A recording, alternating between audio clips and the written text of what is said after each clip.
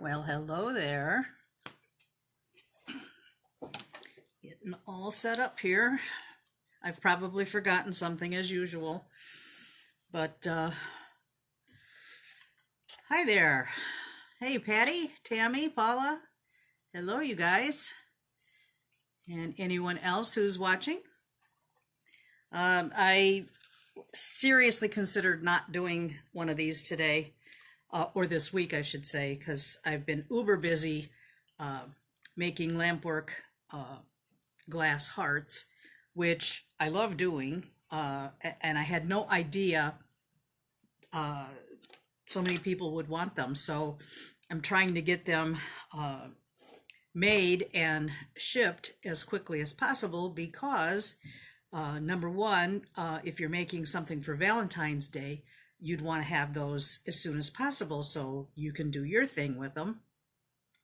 And secondly, I'll be leaving for Tucson next week, a week from today, actually. And I wanted to make sure I got everybody's stuff out before, or well before then.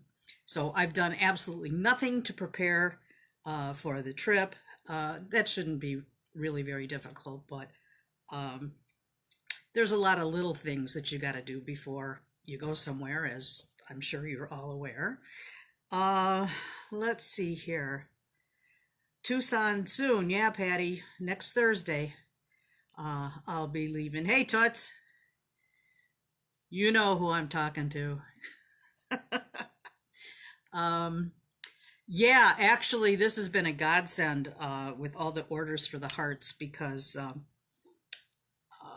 it's virtually gonna take care of a lot of my expenses, which is great because then I can spend more money on toys and share them with you via our weekly demos.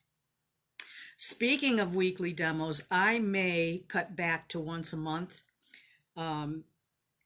which I hate to do because I enjoy spending this time with you guys every week. But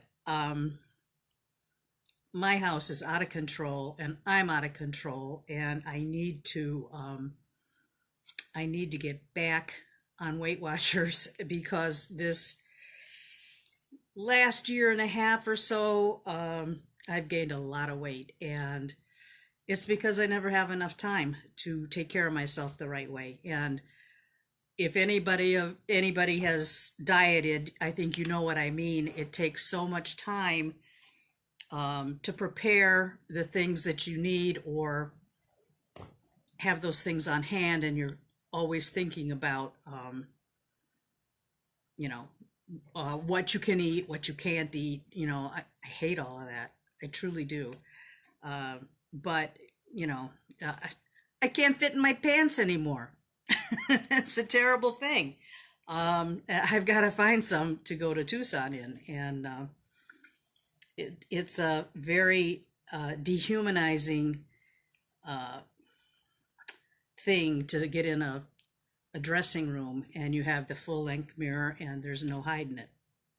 So I'm just thinking that maybe if I cut back with this, because I do spend a lot of time preparing for these things, maybe I can get my life in order a little bit. Okay, so let's see here. A lot of you are joining in. That's wonderful.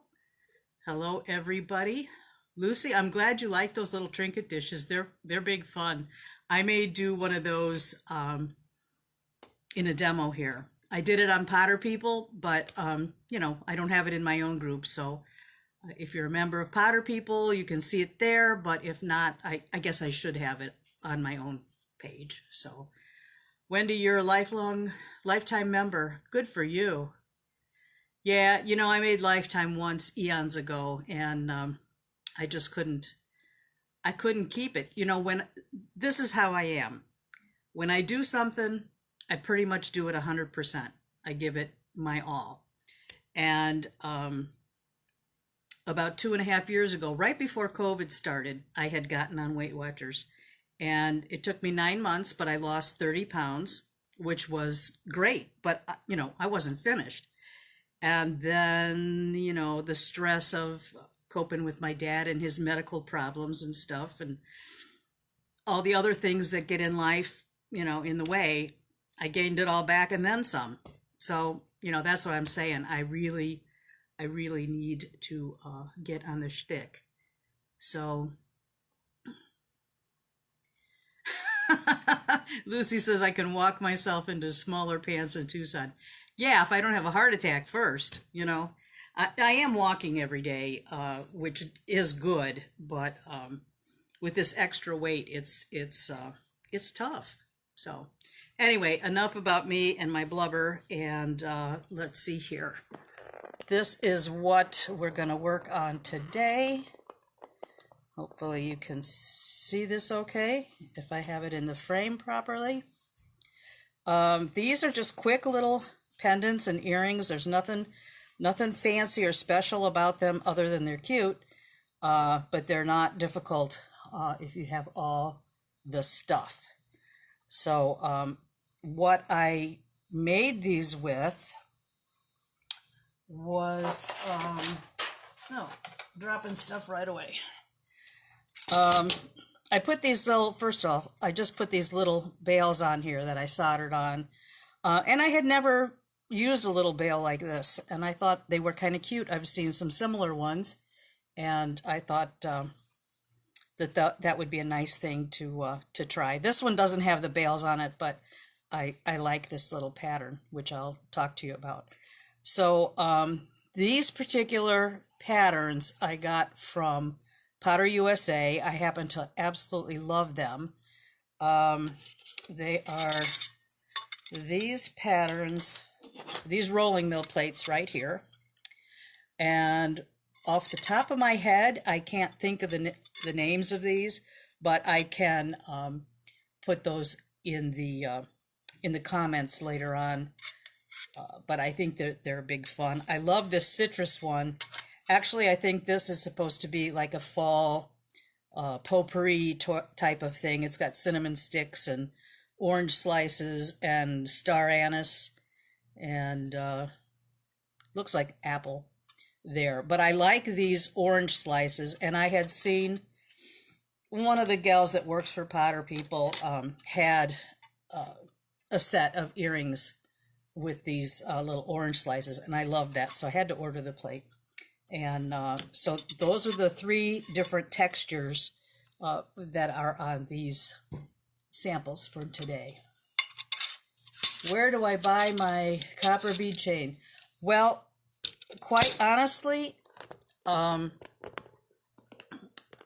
got it from the beadsmith, and I have an account with them, and for years, I used to have a brick and mortar store, but they let me keep the account because we had bead club, and I still had a lot of orders for people. So I was buying the bulk chain, in big rolls. Well, they no longer carry this. So when I'm done with my last roll, I don't know where I'm going to get it. So that's not really any help to you, Kathy, but that's the way to do it, is if you can buy a whole spool, that's a great way to do it. And what I do, or what I've done, is get a whole spool and I unroll it all and I patina it all, and it's a big mess, and then I clean it all, and then I roll it back up on the spool, and I have finished chain like for a long time, which I know sounds kind of crazy, but if you have the time to do it,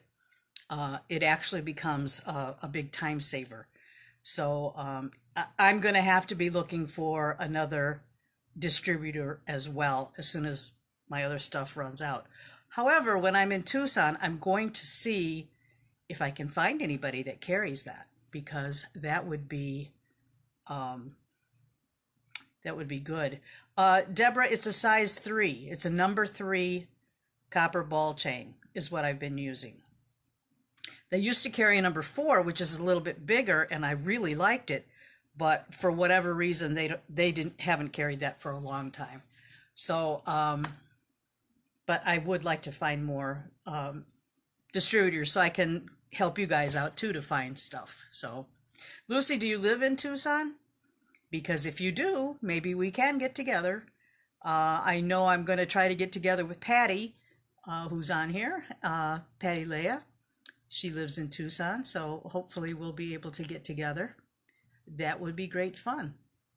Yes. Yeah, Marianne, last night about 5 minutes to midnight, excuse me, I noticed that that Potter had the rolling mill plates, 5 for $100, which makes these $20 a piece, which they're normally $32 a piece. So I quickly went to see what I had and what I needed, and so I got an order in. So that was kind of a nice deal. So, Cynthia, you live in Tucson as well? Ah, okay. Well, maybe we can do a little get together or something with all the people that live in Tucson. I think that would be a great thing to do. Yeah, Deborah, it's always need, you know. It's really want, but I need it. So, anyway, so what I'm gonna do here, I'll put these to the side. I am going to. Oh, good, Cynthia. Well, we'll have to figure something out. Okay. Let's see if I get the camera right here. All right, so what I did ahead of time was I rolled these designs on some copper. And I did 22 gauge and I did 20 gauge. And I gotta tell you, I like the 22 gauge better as far as getting a better impression. I mean, I got a decent one with the 22, but I would prefer 22 because it's a little lighter weight than the 20. But really, with such small pieces, it's not going to make that much difference. So I would go with 20 gauge if you have a choice. So I did these patterns, and when I had made these other pieces ahead of time, you know, I cut a strip and got my cut my blanks out, but I wanted particular areas, so I kind of have a lot of dead space. I could make some small discs over here, so I don't really waste this, but it pays to kind of figure it out before you start punching discs. So all right, Deb says, did I see Kevin's video about his plates being made for 16 gauge? Oh my, that is pretty thick. But I'm sure they work really well. I guess it just depends on what you're going to do with them. If you're making it for a cuff, yeah, 16 gauge is great, you know. But for earrings, I prefer something a little bit lighter. So anyway, on some of these, like, get this back here again. Like for this one, you know, there's three full circles, or whatever you want to call them, the pattern on this one strip. So if I'm only going for that particular size, then I have a lot of waste or dead space in between. So I thought about it this morning, and I thought, well, I could just cut a piece of copper the size that I want to cover that disc or that shape right there, and then put that through the rolling mill, and then I don't have to have like a whole sheet. I don't have to make the whole plate. So you can just do particular areas. The only thing with this is you have to keep it very steady in place. Maybe it should be a little bit larger piece than this. That's a little too small. So, you know, have that in place and not lose that when you're getting to put it in the rolling mill, so it doesn't shift, that you get the same the area that you want. But you know, there's the big pattern, and then there's a small pattern kind of repeating, but just down this central piece is the full image if you want that. But sometimes it's nice to have sections of images as well. So that was like on this particular one. I think this was Flourish, but I'm not sure. Like I said, I'll give you the names of these. But I also wanted to, you know, get those particular areas that have that little flower in there. So yeah, if you just cut a smaller piece, you can get right in there. But then again, you have to make sure that you've cut your piece large enough because you're going to put it in the disc cutter afterwards. And you have to have enough to work with. So don't be too skimpy. This was a little skimpy when I cut those pieces. But these are scraps anyway. So I just try to utilize my scraps as much as possible. All right. So I could do it in the press. You're right, Cynthia. I always tend to forget that I could press these out on the hydraulic press. I've got the rolling mill, so I always just, in my mind, that's what I'm supposed to use. So, and then these are just half, the earrings are just half of that round disc. And the first one I did, I think it was 16, or no, it was 18 gauge wire I used for the loop, and that's a little bit skimpy. So I moved up to 16, and you could actually even move up to 14 gauge for the pendant bail if you wanted to do that. So let's see. Oh, you know, well, if that pattern plate is on sale through today, that's great, but I think I read it that it was till last night, but I could be wrong, and I hope for whoever wants it, for your sake, that you can still get that deal, because that's a great deal. Okay, so I will cut a couple of these discs for you. A lot of you guys know how to do all this stuff already, but for the sake of people that don't know how or have never done this sort of thing, I like to show the really basic stuff to help them out and to get them as totally addicted as we are. I'm bad. So for this today, I'm using, I have a Swanstrom cutter, and I also have a Pepe disc cutter. But for this one, I'm using the Swanstrom because it has one larger hole than the Pepe has. And I wanted to use that for my pendant. However, if you have a pancake die or you want to draw a circle with a template, you could do that just as well and make your pendant size however large you want. You're not really just limited to these sizes. Okay. All right. So also what I've found a lot of times is when I'm cutting with the disc punch, I like to put my pattern, the face side, the good side, down and cut on the back side, because sometimes even these quality tools, sometimes they'll leave like a little bit of a burr, and I'd rather have that on the back of my copper than on the front. So I always punch from behind. And with these patterns, you can see the outline of the pattern. It's embossed on the back as well, so it's easy to line this up in the disc punch.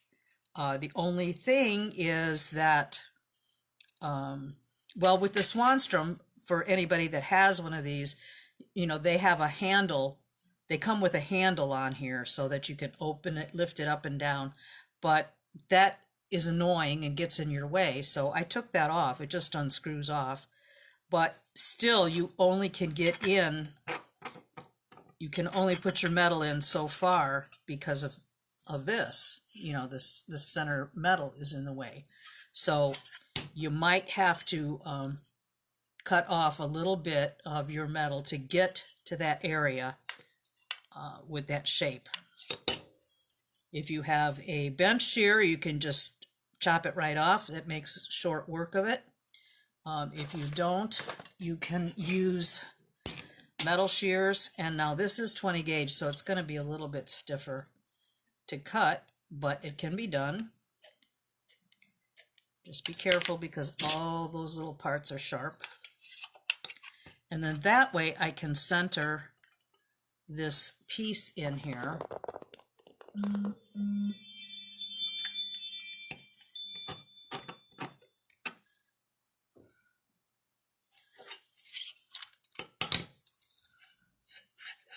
I have my shim on the other side here for balance.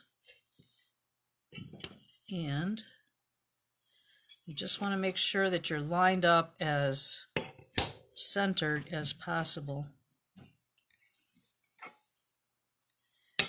And even with all the fussing, sometimes I'm still a little bit off.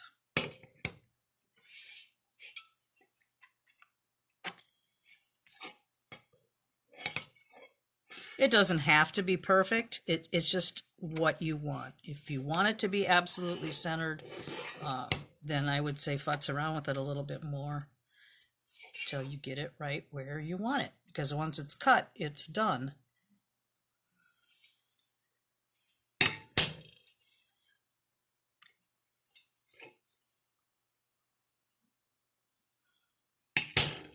All right, well, I'm going to call that good. All right, now I'm going to bang. This is going to be loud. Oh, wrong punch. And I'm going to use a little lubricant on my cutter. I'm still not sure about this blade butter. It's good, it's soft, but it gets kind of messy. It gets kind of all over the place. But you need to keep your cutter sharp. Now I'm going to bang, so it's going to be loud for a minute. And hopefully my phone won't fall down.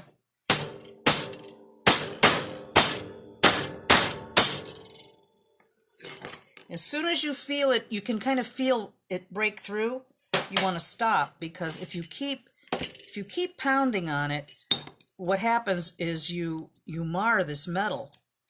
You kind of smash it a little bit unevenly. So you want to just stop when you feel that it's broken through the metal. You can feel it. You can tell. All right, so I've cut that piece there. And if I want to get to the next one, then I'll have to cut this part off.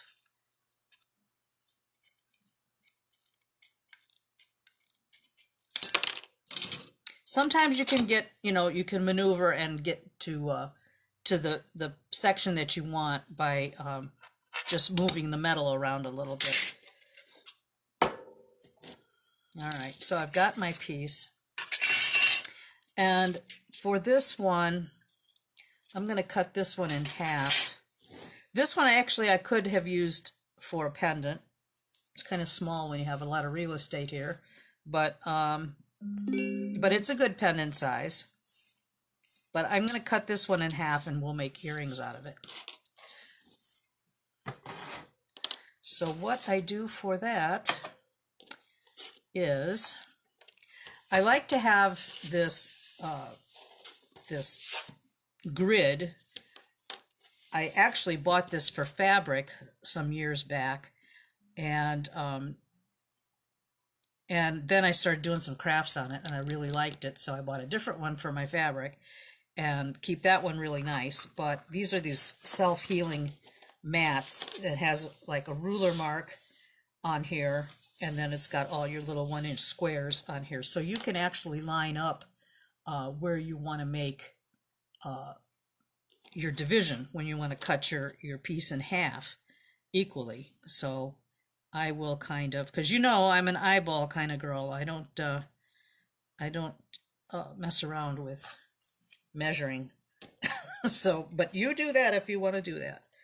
So actually what I'll do is turn this on the reverse side and line that up. There's other things, these other little circle finders. These I made with, oh, what did I do? I believe I bought in these things are for needlepoint, not this particular thing, but that shape. Although you can find these center finders on Google, and you can print an image and then shrink it down to what you want. But it's kind of neat for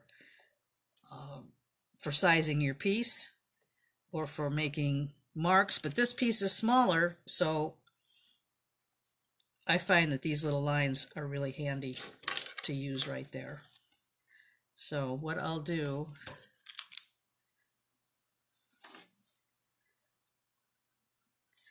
is just make a little mark here and here, and then is my head in the way? You can see my bald spot.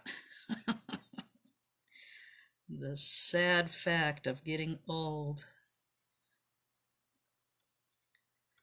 Okay, so then I just make my line to cut this. Now I can cut with a shear, or like a bench shear. I could cut with scissors, the metal scissors, or I could use a jeweler's saw to cut this in half. Okay, when you use these shears though, you're going to make the metal shift a little bit, or curl. Let's go ahead and do this one just to see how it comes out, just to show you. Sometimes you can get a good cut, and sometimes you get a bunch of wavy lines. But if you take it slow, you just don't want to get it all distorted, and that can happen. That can happen when you're cutting with metal shears. This did a little bit, but not bad. It's nothing that I can't take care of with a rawhide mallet.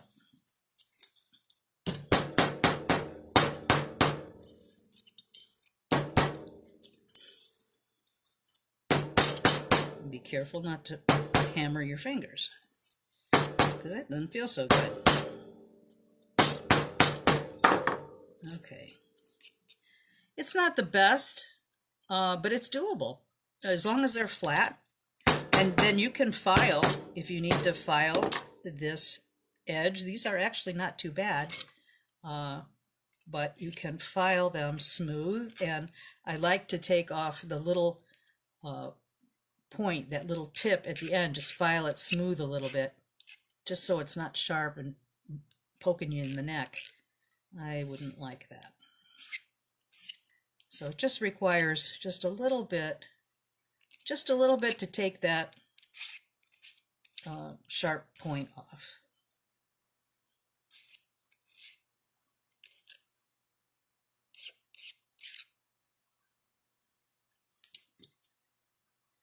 I'm going to look for comments in just a second.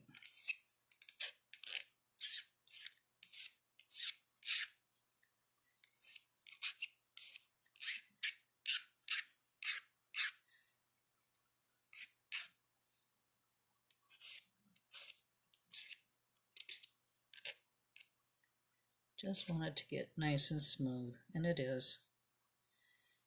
It also has my Sharpie mark on here a little bit, although that'll come off actually when I torch.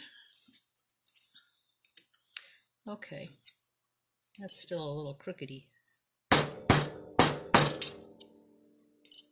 Okay, all right, let me check here.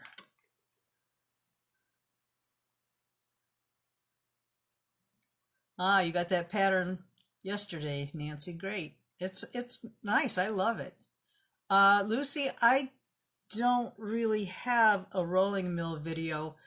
I would say the best bet is if you're not a member of In the Studio with Rolling Mill Resources, with Gwen Youngblood. She is the master of the rolling mill, and I would suggest you join her group if you aren't a member already, because she leaves me in the dust on the rolling mill. So I would suggest that. Okay.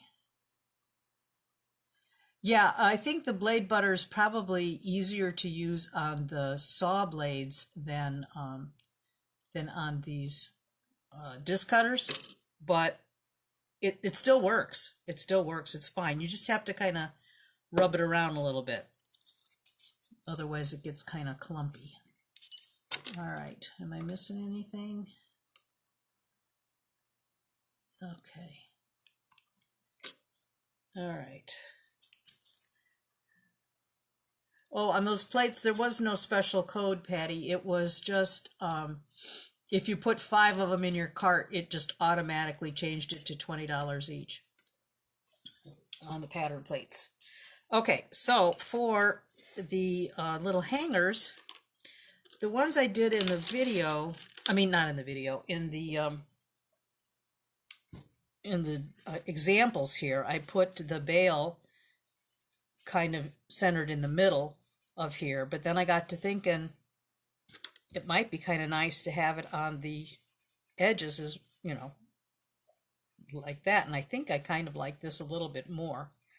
So, but that's just a style choice. That's you can decide that however you want to do that.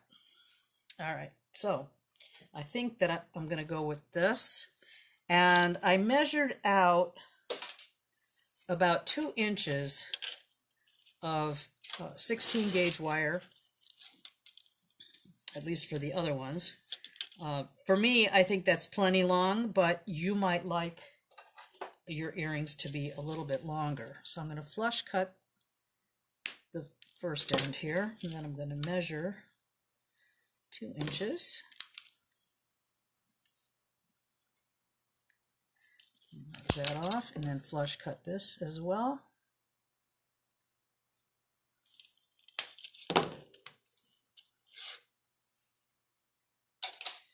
Yeah, Marianne, Gwen is the queen of the rolling mill. She truly is. Now I'm going to take a pair of baling pliers. This is the medium-sized baling plier, but anything that has a round, like if you have a large round nose plier, something that has that roundness to it, you can use that. It doesn't, you don't have to run out and get these necessarily, but they do help. I'm actually eyeballing this in the center, and then I'm just going to bend my wire down. And that wasn't in the center because you can see one side is much longer than the other. So we're going to go with just however long that was. I'm going to cut this piece off, put my eyeballs down here.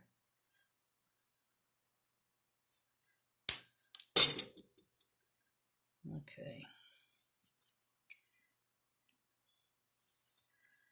And this one actually isn't going to be long enough for this large piece unless I make them shorter. If I wanted to hang longer, I would have had to cut a little bit longer than 2 inches for this span here. Let's do that. Let's do a 3-inch length and see how that works.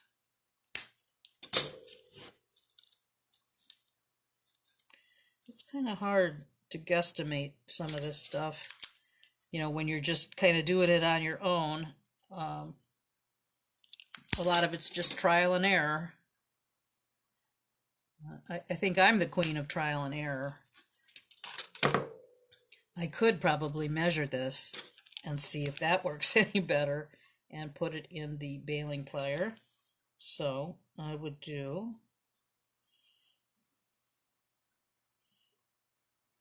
of course there I'm eyeballing that too. Alright, so let's say I put that in the center and bend this down. Now that looks too long to me, but you can always tweak this even after you've soldered it if they're not quite straight. But, well, see, that's too long in my opinion. But I think I'll go with it just for shits and giggles. Sorry. Sorry, not sorry. That's how I am. That's how I am. All right. We'll just do it that way and see what happens. So then what I would do is flatten the ends just where I'm going to solder. Just going to take my chasing hammer and flatten.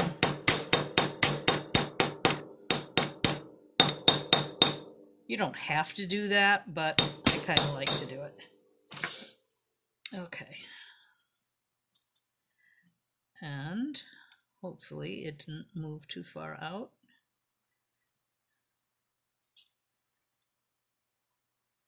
I don't know, that might be kind of weird. And I don't think I'm perfectly straight either.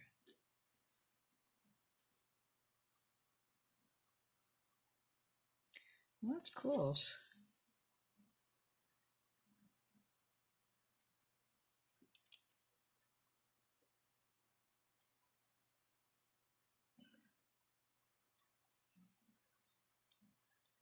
Janet, no hearts today? Nope, I already did some. I got so many orders, and I'm so grateful that I was shocked. I'm glad you guys like my stuff. All right.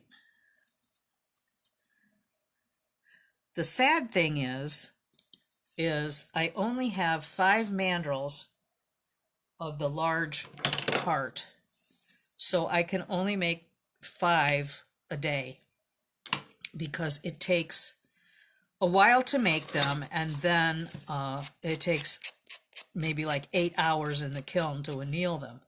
So it's pretty much I can only get 1 batch a day, but I've been keeping up with it. But I could not keep this pace up normally. I mean, if it was like a constant thing, it would just take longer to get your orders. But because Valentine's Day is so close, I really felt the need to hustle and get them made and out to everybody. All right, so I've got this. The length is really your choice. You know, if you don't want it that long, you can make it however you want. This is just for demonstration purposes. So this is how I'm going to do it. So I'm going to move my soldering stuff over here. I'm going to turn on my fume trap because I am using paste solder, which I know some people don't care for it. Just, I think, mainly for the health risks. But if you have good ventilation and you're responsible with it, you should be okay. And not like using it all the time, you know. I use it very rarely. Alright, move all my flammables out of the way.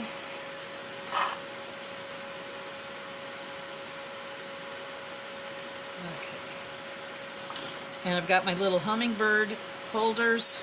If you don't know about these, they are a wonderful tool to help you hold things in place while you're soldering. And there is a gentleman on Facebook who makes them, and I will also have that information in the handout if you want to contact him and order some, because they really are very useful. So I'm going to, oh, that just shot out at me. That's weird. Can you hear me okay with that fume trap going?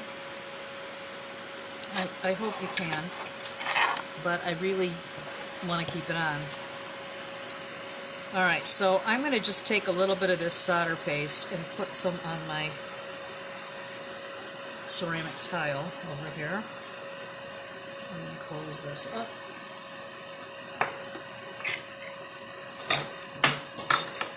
Goodbye. Something just bailed. All right, so I'm going to put a little bit of paste solder on the bail. You don't want to use too much because the stuff runs all over when it's up to temperature, and then you're going to get a big silver mess on top of your copper, and that is just how it goes with this stuff. So I'm going to use a piece of titanium I use as a shim to kind of prop up my metal so it's all on the same level. Because if I didn't, then this would bend down just a little bit to hit the soldering board. And then once the paste is on here, I can kind of tweak this and move it in place where I want it. And I guess that's good, although it looks a little crookedy to me. But once it's soldered, I can reshape this a little bit if I need to. Now I'm going to put the hummingbird on here just to hold this down and keep it in place while I'm soldering. I would recommend you get at least a couple of these guys. All right, so that's ready to roll. Okay, good. You can hear me all right? Good, good, good, good. All right, so now I'm going to get my torch. And you need a torch a little bit stronger than a creme brulee torch for copper, if you're not aware. Copper requires more heat, and a little bit stronger torch is good to use. Let's not set anything on fire here.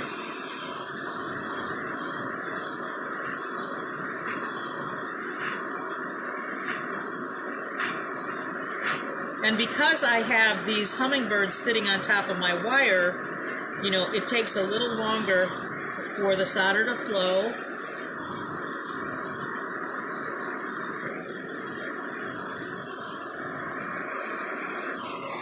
I also have a fan on in here, so because I was a little bit warm. And remember to have some utility pliers on hand, because these suckers get real hot. Everything gets real hot when you're torching it, of course. And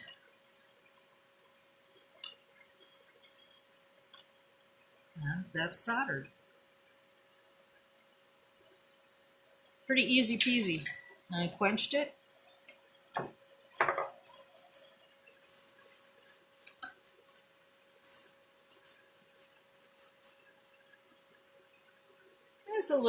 It's a little crooked, but I can bend that. I can reshape that a little bit and bring it right where it needs to be.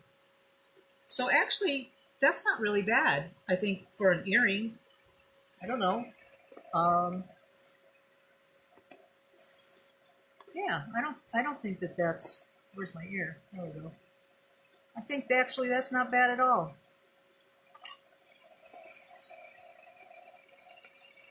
All right, I'll move you back down here. Kathy, I think it was something geometric, but when I'm done here, I'll name the 3 plates that I'm using on my samples. So that way, if you want to order those, you can. All right, I'm going to reach over and put this in my pickle. Turn that off for a minute. I have a little jar of, got like a mason jar on a cup warmer of pickle. Put that in there. and let that get cleaned up. And we can go on to the next thing.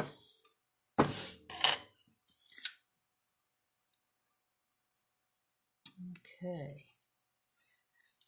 Yeah, I mean, these are just so simple. They're just fun. I think they're fun. Let's see here. I did the one cutout, or on a scrap piece, I did one of the orange slices. I love these. I just think that they are so fun.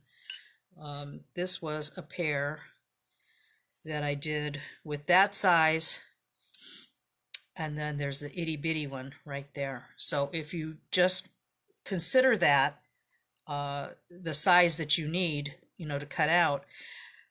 But there again, let's just try this. I'll put this in the disc punch, and we'll see if this still works out for this little teeny one. That'd be awesome if you could get both cuts out of one little piece of scrap there. Let's move this over. Get my disc cutter again, and we're going to go smaller.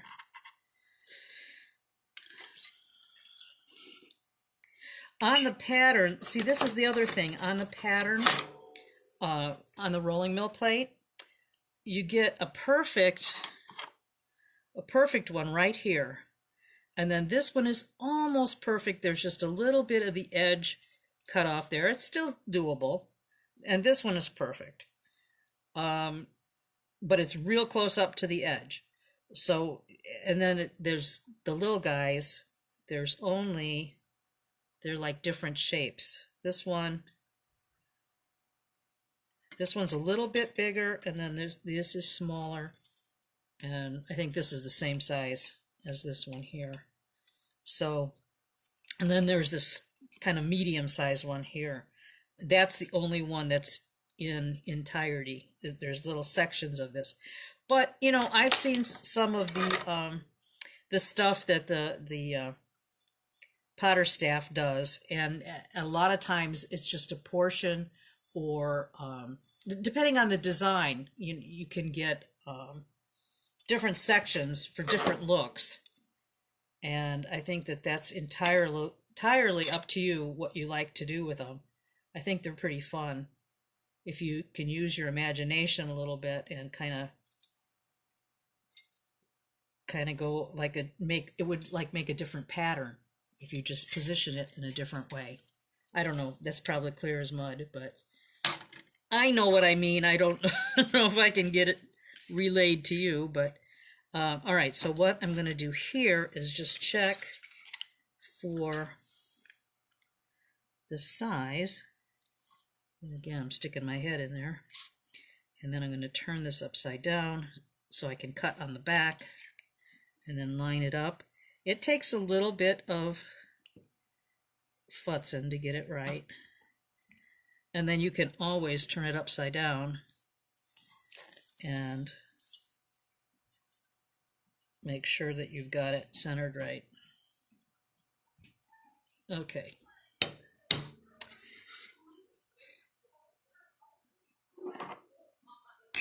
Oh, wrong one.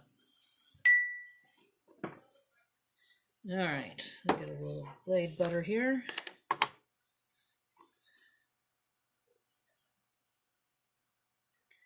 You take care of your tools, guys. I'm sure you're aware of it, but these suckers are expensive, and you want them to last a long time.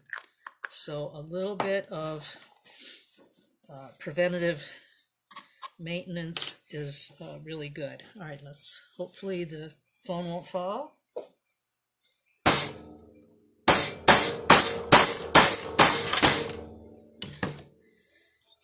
All right.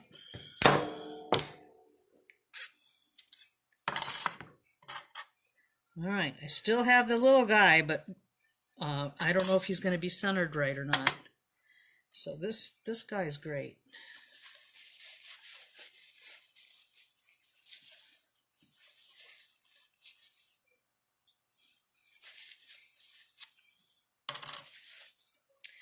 All right, let's see if we can get this itty bitty in here.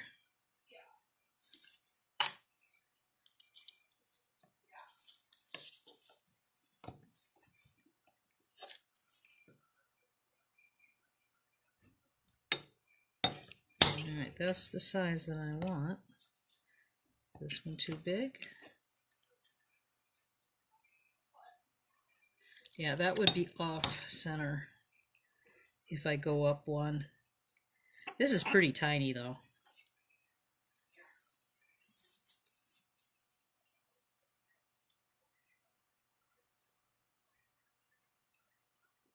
That might be too tiny. I should probably go, I'm going to cut this one out, but I should probably use one that's just a little bit bigger. Where's my punch? I've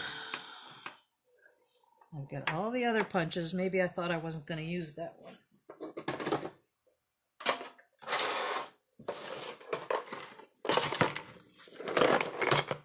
Here it is, you little rascal. Okay.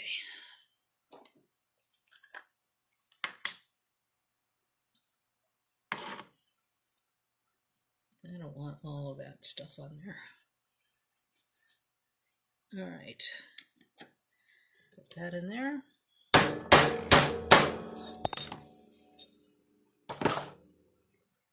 And I'm still off. That could have been better. But that's really too small anyway for this particular disc that I already cut. That's just a little too dinky. So let's go with, let's see here. I guess that's the only one. I could have sworn I had one of, oh, here it is. Nope, that's not it either. All right, well, I've got one here. So I'm going to go with this one here. That's still kind of small. But I'm going to do that one. So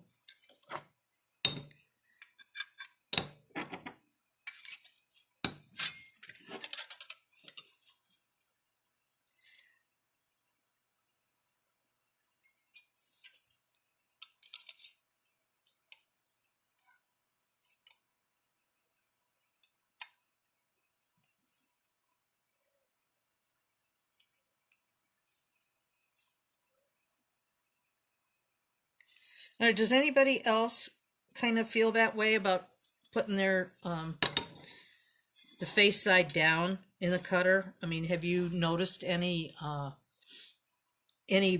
burrs or sharpness when you cut the other way? I mean, this just seems to this is almost perfect, the one that I just cut out. So I don't know, maybe it's me, but I kind of like it. There we go. All right. I kind of like putting it upside down. I find it less work. All right, here we go again. All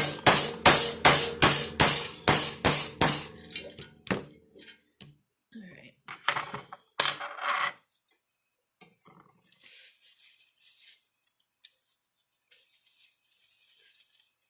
Oh, good, Renee. Yeah.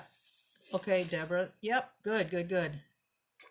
Yeah, I was hoping I wasn't the only one that was doing that, but to me it just made sense.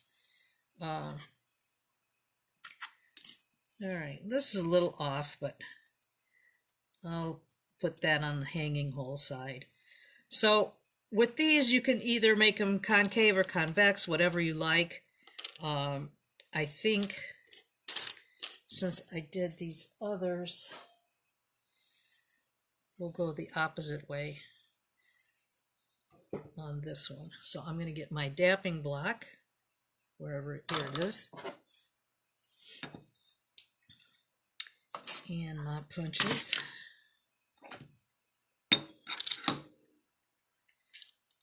And You put it in the hole that seems to be the best fit for that piece, and then a matching punch. All right. So, and I'm not going to put my hole till after I dap, because if I put my hanging hole in there beforehand, when I dap it, I kind of stretch or misshape that that hole. So that's the reason I do it like this. Put this in the next one.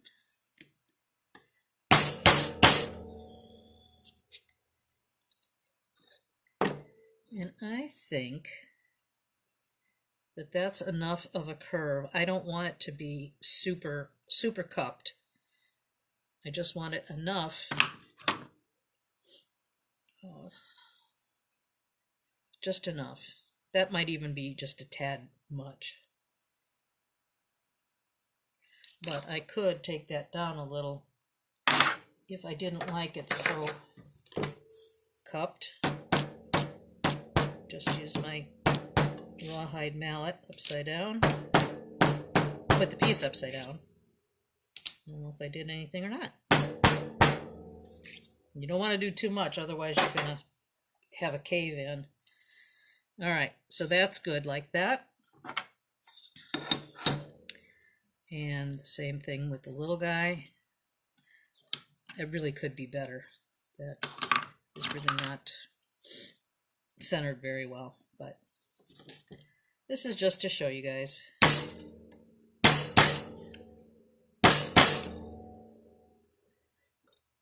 Okay.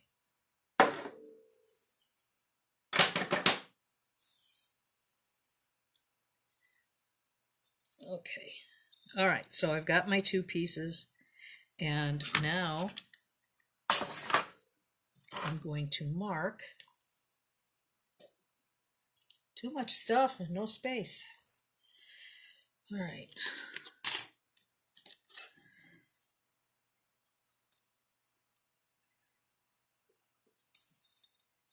All right, so I'll mark where I want my hole, and I'm going to punch it from, when you have something circular and it's just like one pattern, it's easy to put your hole wherever you want it. So I'm just going to do this from the back. I'm not pleased with this little guy, but these earrings are just for demonstration, like I said. All right, so now I'm going to use my hole punch, and these things get all these little, well, you know what, maybe I'll just use this if this is strong enough, because this is a piece of 20 gauge. But I really want the hole, I mean I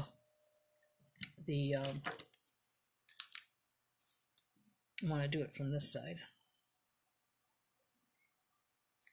because there again, these things leave a burr sometimes, and I'd rather have that on the back.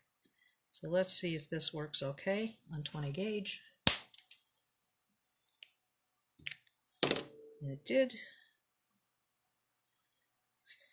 And to get rid of this Sharpie mark too. These don't require any soldering, of course. I just wanted to show you how I put those together. Where's my steel wool? Oh, here it is. Okay. Just get that Sharpie mark off of that. And same with this.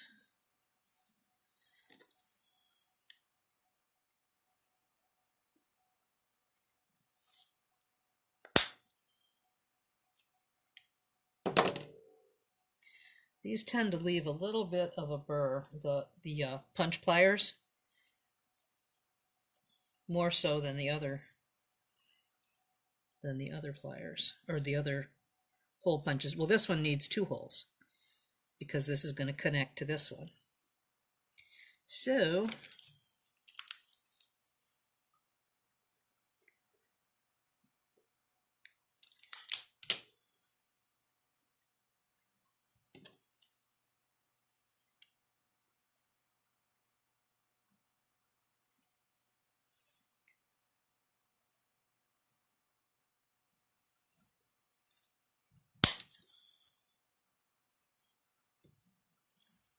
these little pieces are stubborn. Okay. All right. There was not much of anything on the back here.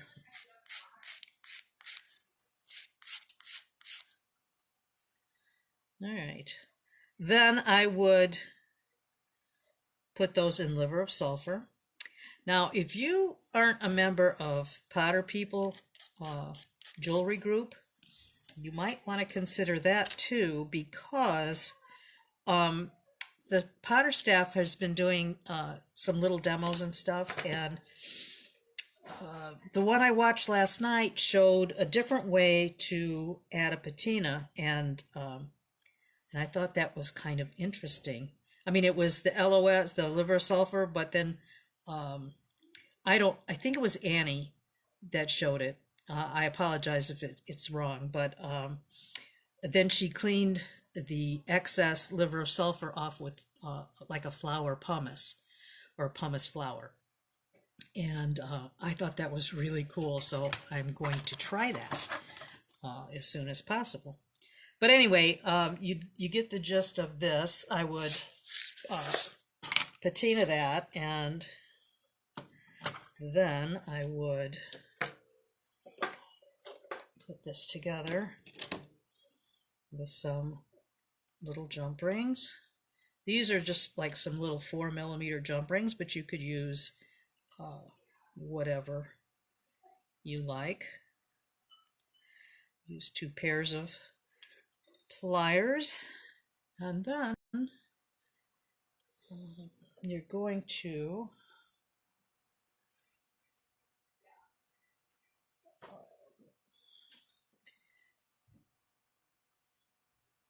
you have to get these oriented in the right way, so that way they fit together right. So it's like 3 jump rings to connect the top disc and the bottom disc so that they hang right. You could probably just skip that middle one if you wanted, but I kind of like the way it looks with the third one, with the one in the middle, I should say.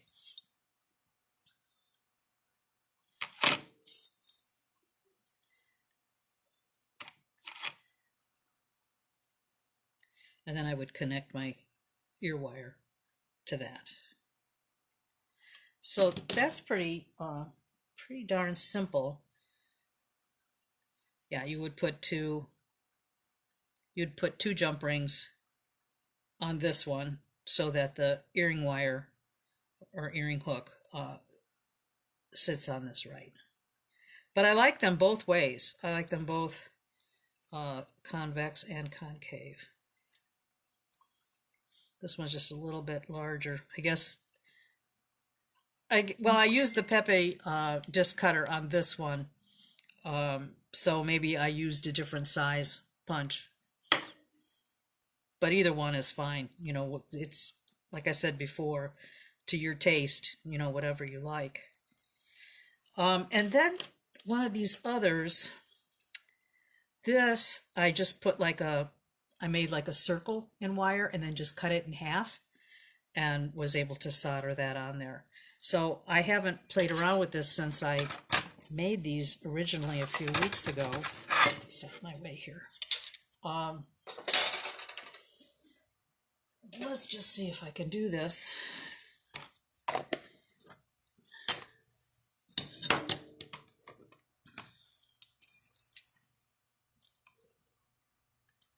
All right. Let me look here. Karen says she's used the powder and the nail files too. All this stuff is very drying for my hands and fingers. Going to try some rubber gloves next time. Don't know why I didn't think of that years ago. That's really a good point, Karen. I wouldn't have thought to use the rubber gloves either, but that makes sense. All this stuff takes a real toll on your hands, on your skin. And I am very bad about moisturizing my hands. I try to remember before I go to bed, but I don't normally do it throughout the day because, I'm handling metal a lot, and, that stuff gets on your metal. It just feels greasy. So, okay, let's see. All right. Yeah, thanks, Laura. I thought it was Annie that used the pumice powder. I thought that was a great idea. I had never seen that before. Um, yeah, thanks for that too, Tammy. I just wasn't sure. I never really saw anybody, you know, that I watched doing stuff, turning it upside down. I might have missed that point. But to me, after I saw, the burrs on the front side, I thought, nah, I don't think I like that too much. So, um, yeah, I'm just going to do it upside down. So, okay, so let me grab my wire again. And I'm going to take some bigger, I don't know if you want to call them baling pliers or looping pliers. Maybe this is too big. Or maybe not. I guess I should have rolled out my wire. Wasn't thinking. That might be too big. Let's try the rapid taps. Those others are too big for what I'm doing or attempting to do. So put these in here.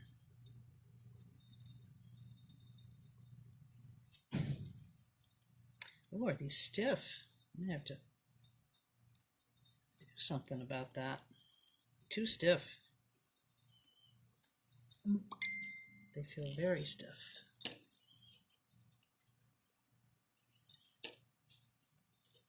So I'm just coiling up a little bit of wire.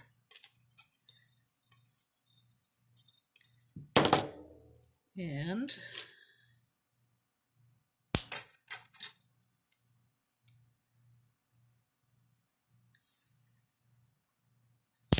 ooh, I did not, you didn't see me do that.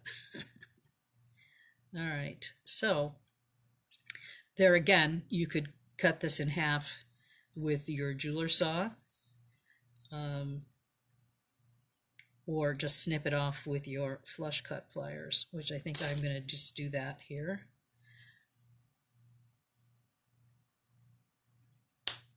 This isn't like I'm making jump rings that I'm soldering, so they don't have to be perfect.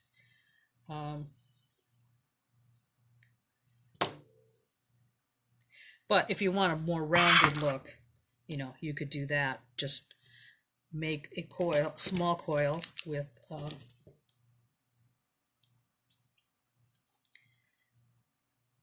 the wrapping taps or something. You could even use a dowel rod or something round,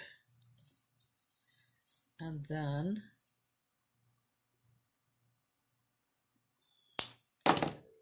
just use that to make a smaller. This is actually too small. It should have been a little bit bigger. You can kind of bend that in to bring it up a little bit, but you can kind of play around with the wire to make the size bail, the height of the bail that you want. Maybe just bend this slightly. I don't really want to hook. I still want it more rounded. That would be a little bit better. Like that.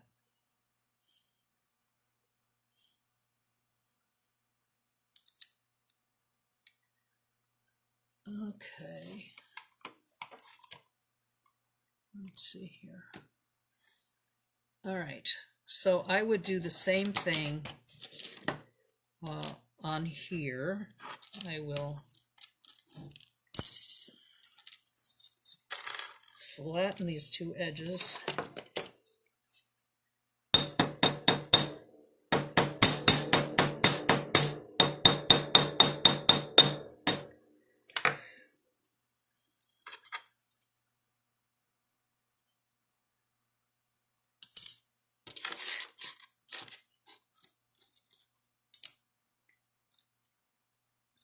Actually, this one, I don't know if you can see this or not. This is one that I smashed a little bit too aggressively when it was in the disc punch, like I was telling you not to do. Once you feel that metal kind of break through, the punch breaks through the metal, you want to stop hitting, because what I did was essentially I flattened out the design on this disc right on this edge here. So, and you can see on the back side of where I hit it with the hammer, it was just like I didn't hit it with the hammer, I hit it with the punch, but it made the mark on there. I just went into the metal.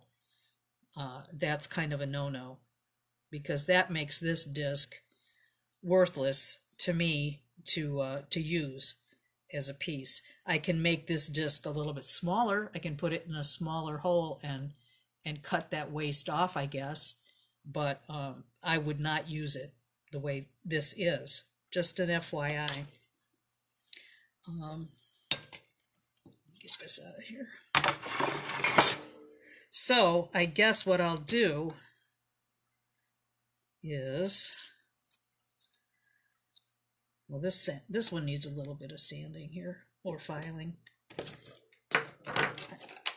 My work area has piled up with crud very quickly today. So I'm just going to file this a little bit. And if I want to put any dimension in this, I would do this before I solder, which I'll do that with this piece, because I didn't do it on the earring. That was just kind of a flat piece, but you could give it a little dimension.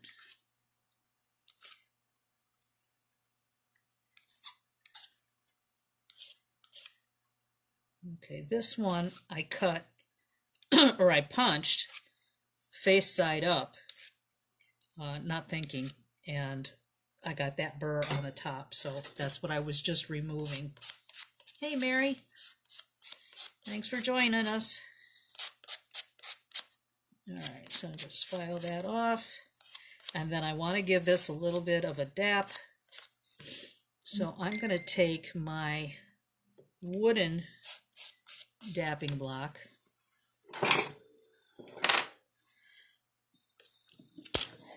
and do that on here.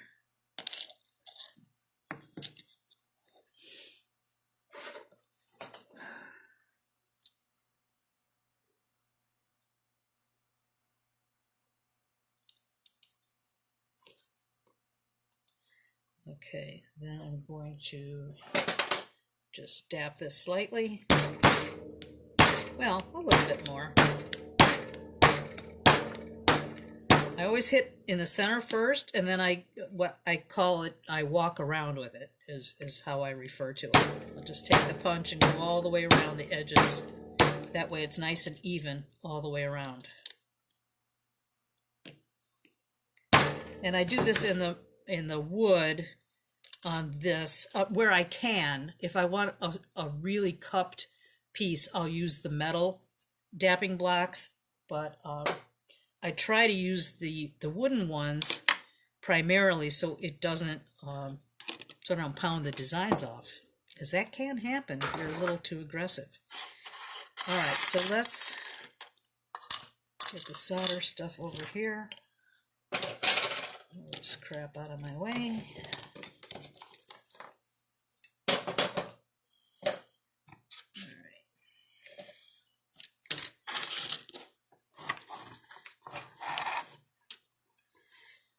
And Deb Henready, if you're watching, you go right ahead and post those lovely pendants and pins that you're making with my hearts. That brought me so much business.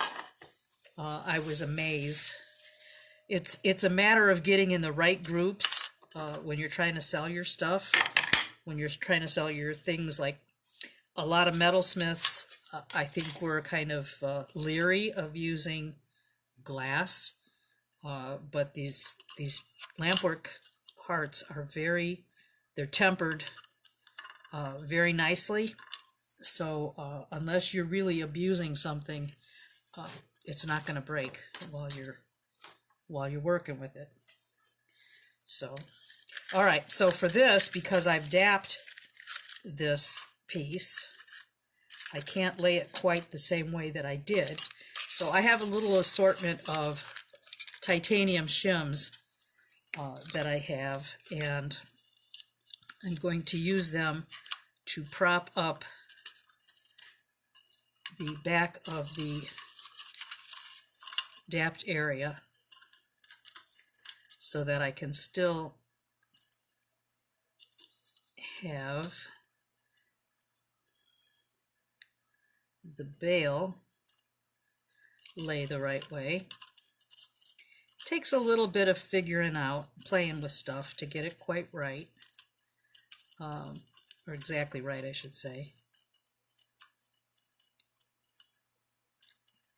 But like I said, those hummingbird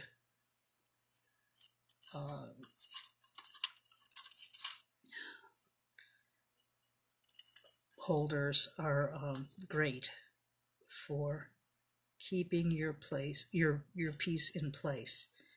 All right, so you see what I did here? I just took a stack of shims, of the titanium shims, and kind of brought that back end of the disc so that way I can lay this bail down on here without it falling off. All right, so I'm going to put some paste solder on here.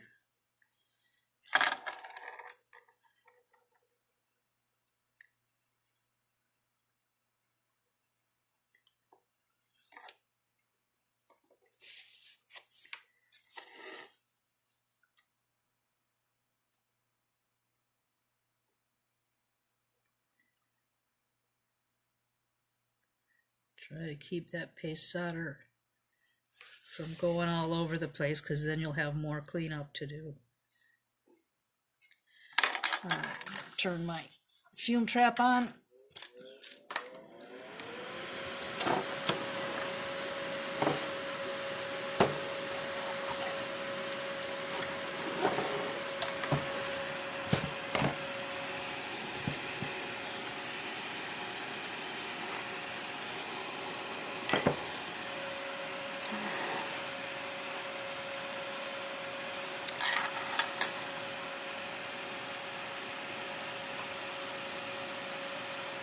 I'm going to hold these ends of the bail down. So I think.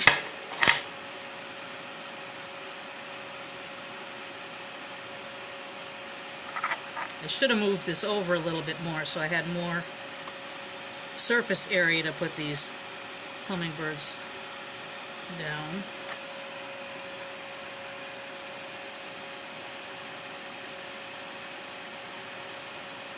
Maybe I'm making this harder than it needs to be. I don't know.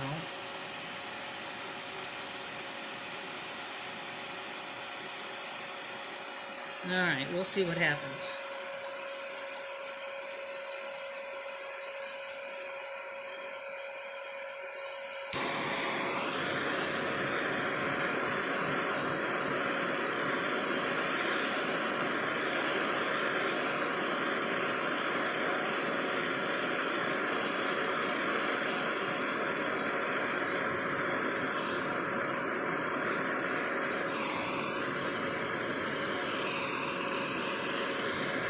getting red hot there. You don't really want that.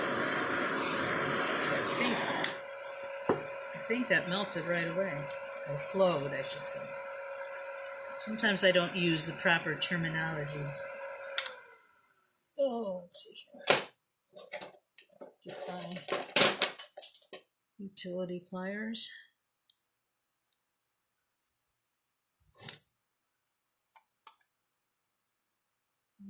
Okay.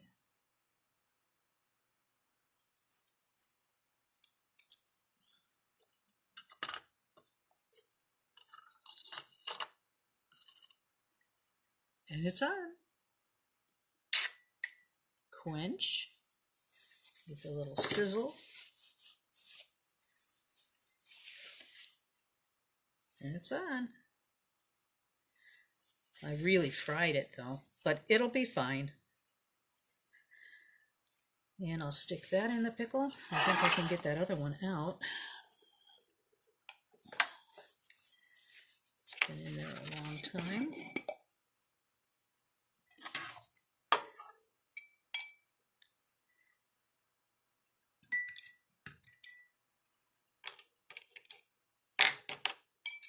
Get in there. Okay. So this stuff, you know, this is easy peasy stuff. It's just, you gotta just have the tools. And just a tad of ideas over here. So this was the first one with the extra long wire.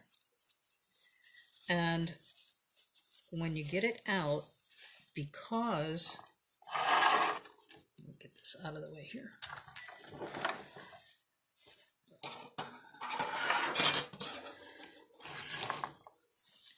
Move on down. Okay, so when you get it out, and the fact that you use the paste solder and it flows a little bit on, the silver flows on the copper, you want to get rid of that. So there's a couple of ways to do that, and because well, I would do this anyway, not just to save time with you guys, but a lot of times I curb the cleaning process or some of the other processes because we're just kind of doing a quick demo, basically. It's not really a class. But what I like to do is use one of these 3M bristle brushes. In some of the stronger grit, this yellow one is, well, I don't have my, here, no, I don't have my little chart. Where is stuff when you need it? Obviously not here. This is one of the rougher ones. There's like a white and a brown and a green and a yellow. These are the coarser of the 3M discs, and I like them because they knock off a lot of stuff. Makes less work for you in cleanup. I dropped my visor, so just a second here.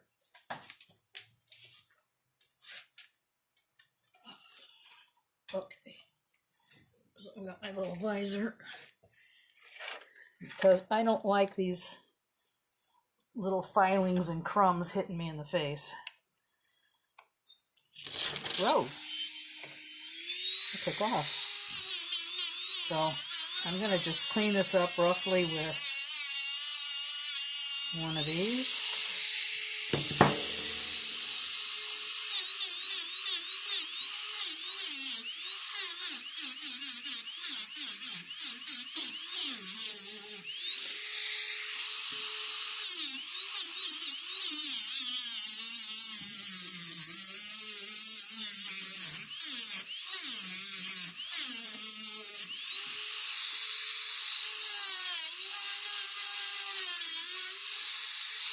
You could probably even texture this loop if you wanted to.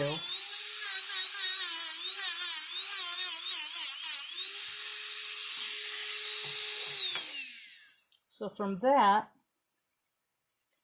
I'm going to take that one off and put on a white coarse it's like a pumice wheel. You have to be careful not to press too hard on your metal, or you're going to dig in like a line. But this I'm going to get in the closer areas where the solder is, and this will help knock off a little bit of it. It doesn't take it all off, but it does help get some of that solder off. But like I said, you could wear a groove in it in your metal, so you got to be careful not to stay on it too long. And I don't know if you can really see the solder or not. But this is a knife edge wheel, and I like these. They wear down really fast though. So I try to just use them in a really tight spots, and then I'll switch over to a round one.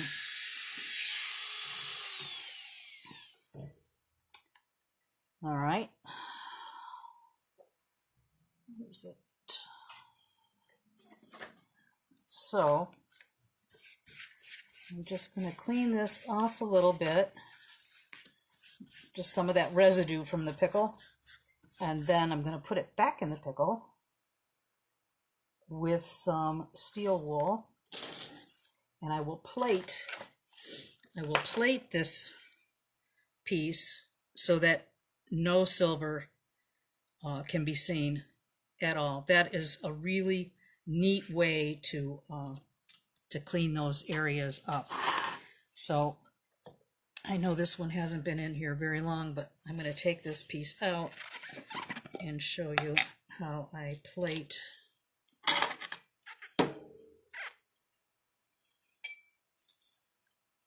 How I plate the piece. I can put this back in later. All right, so what I'm going to do is take, now this isn't an old piece, but you could take an old piece of steel wool or steel nail or broken saw blades, what have you. And what I like to do is, I'm kind of wasting this piece. I had kind of a gnarly piece laying around, but God only knows it got up and walked away. This is really bigger than you need, but I'm going to put this piece inside my steel wool, make like a little pocket. And I'm going to put that in the pickle. Now, this is not really old pickle, and it really should be old pickle. It will work better and faster. And I like to keep this heated like this for about 10 minutes. Okay, and I don't think I'm going to wait 10 minutes to show you guys, but I'll take it out in a minute or two, and you can see what that looks like. But it really does a good job, and I do that at this point.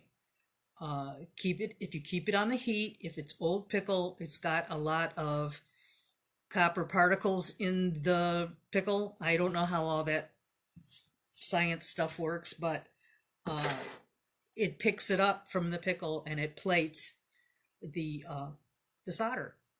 And in case you don't know or are wondering about, well, why can't you just use copper solder? There is such a thing as copper solder, but it's still silver in color.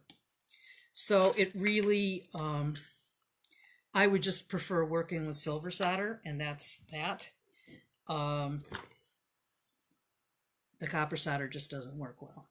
So rather than have different kinds of solder like that, and I think the silver solder is probably stronger too. So I just use that.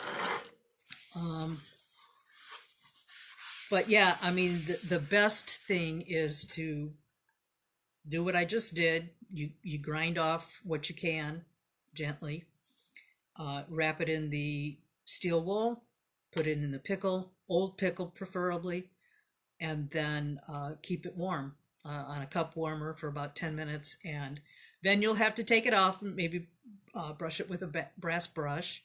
And then I would patina it after that, and it looks pretty good. It's if you do that, it you can't really see the silver anymore. So let's see, questions. Yeah, Deb, you're absolutely right on the paste solder. That's why I recommend using a fume trap right close to where I'm working. This is what it looks like. Oops. This is what it looks like. It's got a filter in here that's removable or replaceable, and it kind of just sucks in those fumes. I also have a fan blowing and circulating in the room, and if I could open a window I would, but I have a really good exhaust fan as well, so I feel pretty confident that that I'm taking the safety precautions that I can, and I would absolutely advise you to do the same if you're going to work with paste solder. I really like working with it when I'm trying to tack something together or keep it together, like I was just using those little wires. But you could use sheet solder or wire solder if you wanted to do that. You don't have to use the paste. It's just, to me, it's very convenient and works well. So, okay, Deborah, I will post the name of the fume trap. This is a Hakko. This is a HAKKO 493, but I believe there are different models out there. Just make sure if you order one, order some extra filters. They're good to have on hand, and I don't really honestly know how long they last, but when mine starts to look kind of ratty, then I just exchange it. Put a new filter in, I mean. Hey, Marianne. Let's see here. Deb, you have the same one? Yeah, I mean, they're pretty much, I think they're pretty much all the same. I mean, I had bought that years ago when I was doing soldering with soft solder, like, what do you call them? Lab slide pendants and things. I bought it for that. And people that work with stained glass, they use those a lot. Oh, they still had the sale, Patty? Good. I'm glad you got them. I mean, that's a great deal for $20. I think that's a great deal.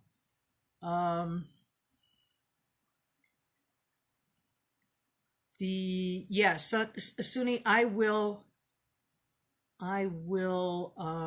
I think you can get those discs on Rio. I think the ones I got were from Eurotool, but like I said, when you have an account with them, like a business account, that's where I get a lot of my products, but I know not the general public can't always get that, so I'll see if I can find them. Let's see.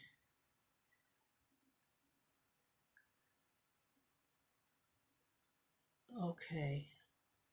Nancy, the torch that I'm using today, I've had this one for years. And of course, they no longer make this, but this is by Wall Lenk, WALL-LENK.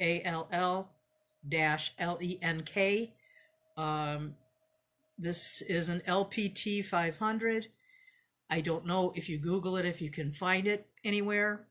It was available on Amazon at one time. I think they've changed the design, so they may still be making something similar, but I can't tell you if it's good or not. So that's kind of my intermediate torch. I've been using the ones with the screw-on tops, but I've been having a little bit of problem with them lately, so I didn't feel like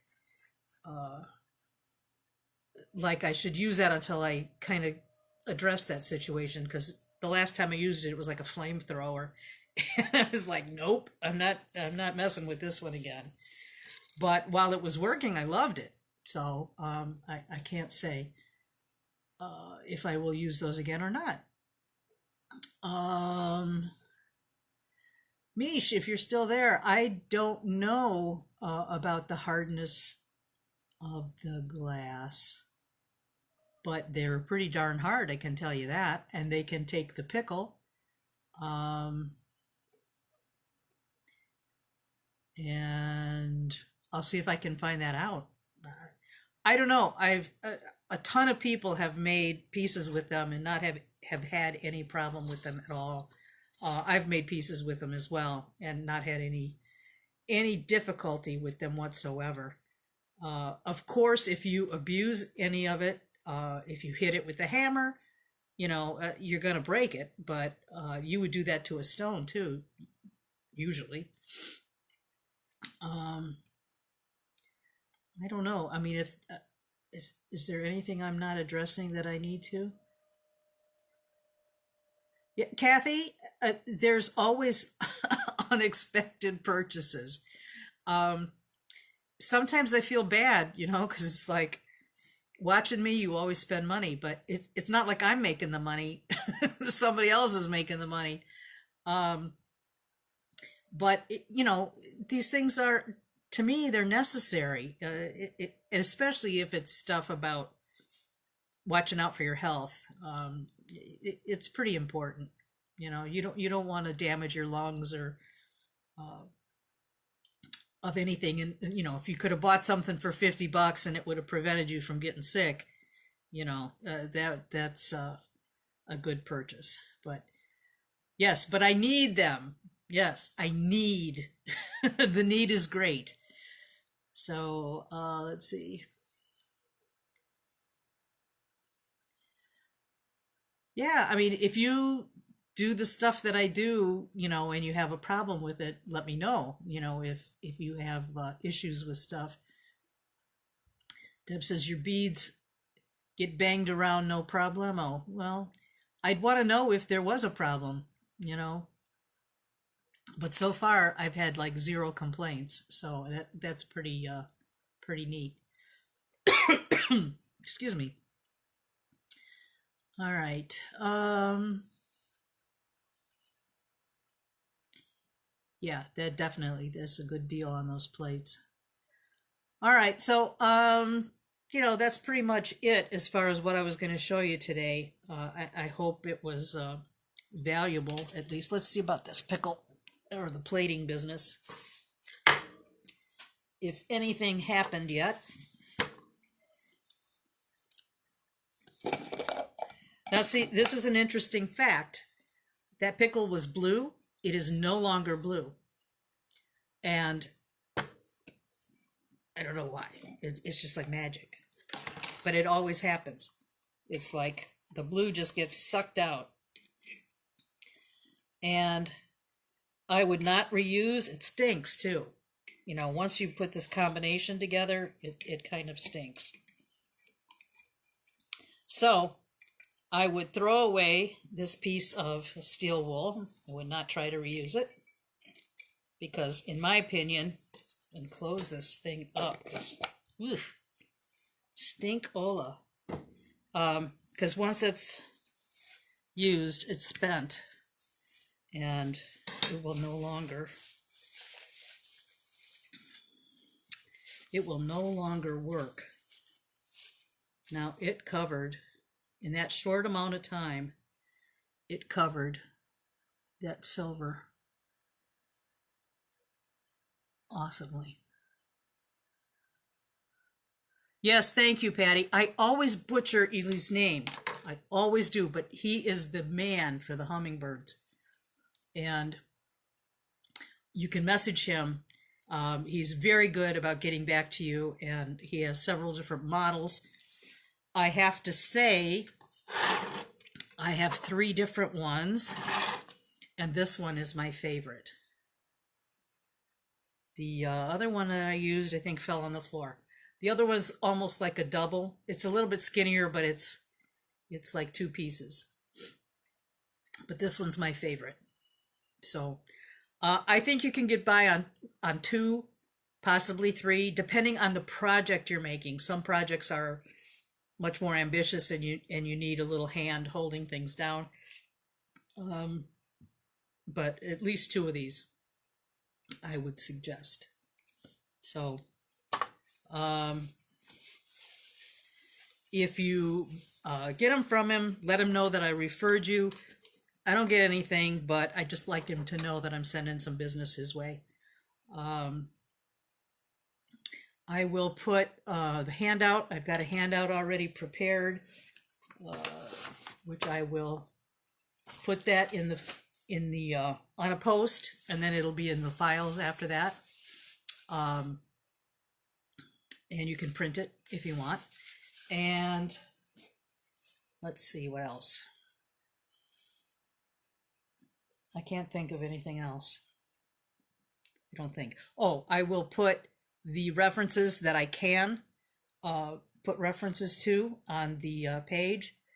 If there's anything that you can get through Amazon that I did today, I don't think there is. But if there's anything that I use that there's an Amazon link for, I will put that on there as well. When you purchase through Amazon through one of my links, I get a very small commission. It's like very small, but if everybody does it, it can turn into a little bit of something. So that's kind of nice. If you want to. I'm not begging for money here, but it's more toys. All equals more toys. So like I said, I'm going to be going to Tucson next Thursday, so I will not be doing a live next Tuesday, but I will do a live from Tucson, maybe several. I'm not really sure. Actually, I think that's kind of fun. I'm not really sure what I'm doing. I'm just hoping that that I stay healthy and safe, and everybody else, that's there. I'm a little nervous about going, but I had to miss last year because of COVID, and I really don't want to miss it again this year. So that's the plan. I think that'll be fun. And then when I come back, maybe I'll do a little thing on what I bought or whatever. I don't know. I don't have anything in mind in particular to look for, other than maybe some turquoise stones or something for myself, but I don't have a big shopping list. But that doesn't mean anything. There are a million different things that you could spend your money on out there. So I think it will be great fun. And I'll try to, if you live in Tucson, shoot me a message, and I'll see if I can coordinate something, like a group something, maybe a lunch or something, or a dinner, where we can all just kind of meet each other in person. I think that'd be real fun, but I also want to stay safe and want all of you guys to stay safe. So we'll just kind of have to play it by ear, but yeah, just message me. And it's Suni, I have no schedule to be anywhere, so I have no idea. I am with 3 other girls that are going with me, so everybody's got their wants of where they want to go, but we have no days or places scheduled yet. And some of the vendors have changed locations too. A lot of vendors are not going to be at the To Be True Blue show, which is my favorite. It's always been my favorite, but now that a lot of people aren't going to that one, I don't know if it's going to be my favorite anymore. So I'll have to find where they're going to be at, and and go from there. So I can't really commit to anything right now, especially with the fact that I am with 3 other people. So but we'll try to coordinate something if we can. I think it'd be fun. Yeah, no, I'm not at a hotel. I'm at a friend's house this year. So I have a friend that has a a townhouse. I'm not sure what you want to call it, patio home, that sort of thing, that she goes for the winter time. Otherwise, she lives around here the rest of the year. And so we've been staying with her probably for about 7 years now. So that's kind of neat. And anyway, I'm looking forward to it. The plane trip, not so much, but you got to take the bad with the good. So, all right. Yeah, if we could find a patio place to get together, that would be ideal. I really still haven't been going in restaurants hardly at all. But if there's a place with patio, I think that would be awesome. So, all you Tucson locals, if you can get some ideas of places, uh, then maybe we can put something together. So, all right, guys, I will post in the group in just a little bit with the information, and I'll see you on the group page from time to time, and then from sunny Tucson. That'll be fun. All right, if you have any other questions, just post them and I'll get back to you as soon as I can.